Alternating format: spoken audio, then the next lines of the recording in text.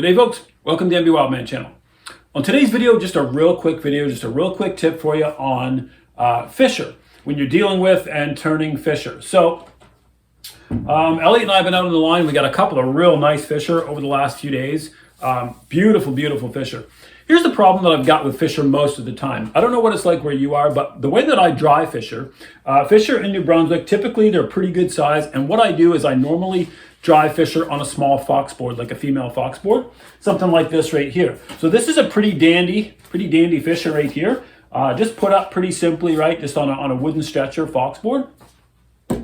Part of the thing that you'll see when you deal with Fisher, if you do very many of them, is you'll notice that they've got a nice broad shoulder base right here. So they're nice and thick through the shoulder, and then they've got a little narrow weasel mink-like head.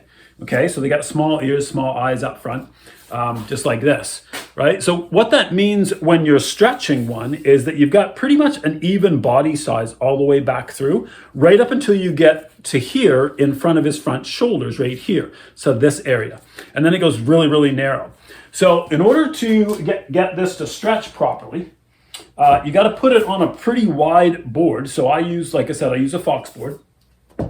And then when you get up to the top here, it tends to narrow in a great deal. And what happens a lot on a Fisher is that they're pretty muscular in that front shoulder area because they use their front feet and their front claws a lot for gripping and climbing and, like pulling and all of those things. Plus they've got super duper strong teeth. So all of that translates into this area from about the nose down to the shoulders. This area is almost no fat, nothing. So I leave these with the saddle on. So when I stretch these, you can see that my saddle's on. This doesn't, I don't scrape that off, okay? So all right, what's the video about? Well, the video for me is about when I try to turn these. So these animals, they have to go fur side out, but I stretch them, obviously, fur side in. So what they have to look like when they're done is this. Right? So this is what they have to look like. They've got to be turned so that they are back to fur side on the outside. Now this is a beautiful big example, right? Nice Fisher, big male. Should go really well at the sale. This one's all dry and good. Here's what the issue is, or the issue that I have is a lot of the time, this is what you're going to see happens. You're going to see that when you go to turn these, they're really, really not easy because from the shoulders up is dry. You can hear it. It's like leathery dry, okay? Which means it's going to be difficult for me to turn. But when you look at the bottom part, right, amongst the base of the tail, where the tail is and around the front legs, this is still really soft. It's really it's not ready. See how this part isn't dry. Still a little bit fatty, still a little bit greasy. And I'll show you when I get the tacks out here. Just a couple of tacks. That's all it really takes. 6 across the front, 3 across the back. So you can see it's really flexible and it's really not dried yet. So you're kind of stuck because here's what happens if you let it dry all the way. If you let it dry so that this is super dry again, you'll never get this head to turn. You'll never pull it inside out. It'll rip, you'll tear it, either the front legs or the lip, something, it will be impossible. What happens when you get one that you can't turn is that you got to soak it in water and you got to soften it all up again. Try this process again. Not good. I don't like doing it. Here's my trick. Here's what I do. While they're still soft, usually about a day. So I put this on. I usually wait about 24 hours, maybe 30 hours, something like that. And then when the top part of his head up here is nice and solid, even if the bottom's not ready, I turn it. Okay, here's what I do. Just lay this down, grab his bottom legs. Okay, just real easy. And I'm gonna peel this. See if I can, I don't know if I can show you on camera, but I'm just gonna peel it inside out, just like this. So I start it, just like that. I start it, and then I pull it toward myself until I'm up to those front legs, until I get to the front legs. I tuck the front legs in, just like that. And then I pull them up off of the board. Okay, so now I can move the board. And here's what I've got. I've got one that's halfway inside out and halfway not. Reach up with your hand, put your finger and thumb like this into the front legs, grab the belly and pull it inside out. When you do that, That pulls the bulk of this fisher inside out, but all you haven't done yet is the tough part where his nose and the back of his neck were. Now these are harder to do, but you have to reach up again, grab him by the nose, and pull him inside out. So if you've waited about the right length of time, which again, it's just until that is, until the nape of his neck and his nose is dry.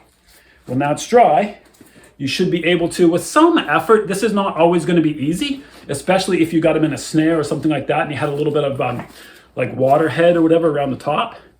Sometimes too, you'll find that fishers, because they eat primarily porcupine, you'll find that their face, their lips, their neck, their chin gets filled with porcupine quills, and that makes the skin really, really tough around the head. So if you can get a hold of his neck, or his nose, you get a hold of his nose and pull, you'll be able to pull him inside out pretty easily. Not, again, it's never going to be super easy, because if it's dried enough, then it's going to be tough. So there we go. Turn this one all the way inside out. But we haven't solved our problem yet, because the only part of this fisher that's really dry is right in here, right down to about right there on his neck. The bottom of this is still way too soft. It's not dry. So how do I fix that? Because I can't leave it any longer on the board. Okay? NB Wild Man trick number 1 for Fisher is to take a martin board, a male martin board. So it's a little bit bigger. You're going to turn it sideways, opposite the way it should be. Slide it right up through that fisher, right up to the chin. Just like that. Not this way, not on the flat way like you normally stretch. Turn it so that it's sideways like that, and wedge it just like that. What that will do is it will keep the bottom of this fisher open to the air. Right? So when you look at what I've done here, is I've made it so that even though this bottom part is still soft and not dry, it won't stick to itself. It won't stick to each other. Right? So not each other. It won't stick to itself and then not dry properly. So I've created an air gap that goes all the way up and through from the bottom, all the way out through the nose, okay? Now, normally, depending on the size, this will stick in here. Now, if it doesn't, like if this wants to fall out the bottom, you just move it forward and literally pull it up through the nose until you get it so that it sticks so you don't have to hold it, right? And there you go. Take that, just like it is, hang it up on your fur stretcher, and you're all set. A couple days you'll come back out, and that, where it's open, will be all nice and dry. You can pull this right back out, flatten it out, give it a good brushing, and you're good to go. Anyway, just a real quick tip for you on how to turn a fisher back inside right, fur side out, and still be able to keep it and get it dry the way it should be. Just a quick tip. Hope this helps you out. And until next time, happy hunting from the NB Wildman channel.